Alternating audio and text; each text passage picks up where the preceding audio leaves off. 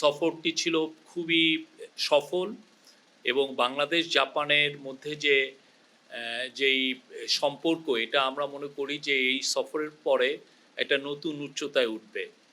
এই সফরে ৩টা বিশেষ আউটকাম ছিল। একটা হচ্ছে যে অবশ্যই আমাদের সাথে জাপানের যে বায়োল্যাটারাল যে রিলেশনশিপ, সেটা আরও গভীরতর, সেটা আরও স্ট্রঙ্গার হলো এবং এর ফলে আপনারা দেখেছেন যে জাপান যেই বায়োল্যাটারাল টক্সের পরে যে আমরা যে ৬টা MOU সাইন হয়েছে, তার মধ্যে কয়েকটা ছিল খুবই অন্যতম। একটা হচ্ছে যে তারা আমাদেরকে ডেভেলপমেন্ট পলিসি লোন, যেটাকে বাজেট সাপোর্ট বলে, তারা $418 মিলিয়ন আমাদেরকে দিবে জানিয়েছে। এটার এই সংক্রান্ত নোট এক্সচেঞ্জ হয়েছে।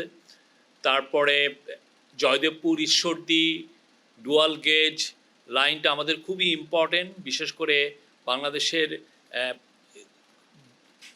রাজধানীর সাথে আমাদের পশ্চিমাঞ্চলের সাথে, পশ্চিম এবং উত্তরের সাথে একটা মানে নিবিড় কমিউনিকেশনের যোগাযোগের জন্য এটা খুবই ইম্পর্টেন্ট একটা লাইন। সেটাকে ডুয়াল গেজ ডাবল ট্র্যাক করা হচ্ছে এবং সেটার জন্য জাপান জানিয়েছে যে তারা আমাদেরকে 92 বিলিয়ন ইয়েন, যেটা সমমূল্য হচ্ছে $641 মিলিয়ন দিবে এবং ওরা আরও $4.2 মিলিয়ন আমাদেরকে দিচ্ছে বিভিন্ন স্কলারশিপে এবং হিউম্যান রিসোর্সের ডেভেলপমেন্টের জন্য।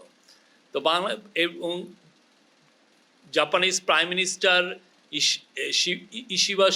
শিগেরু ইশিবার সাথে খুবই সৌহার্দ্যপূর্ণ একটা মিটিং হয়েছে এবং আমরা যে ধরনের আশ্বাসগুলো চাচ্ছিলাম, ওনারা প্রত্যেকটাই আমাদের সাথে বলেছেন যে এই ইন্টারিম গভর্নমেন্টের সাথে তারা থাকবেন এবং বাংলাদেশ ইন্টারিম গভর্নমেন্ট যে এই মিডি নিয়ে, মানে Maheshkhali Matarbari integrated development initiative, এটা নিয়ে যে একটা মাস্টার প্ল্যান করতে যাচ্ছেন, সেখানে তারা সর্বাত্মক সহযোগিতার আশ্বাস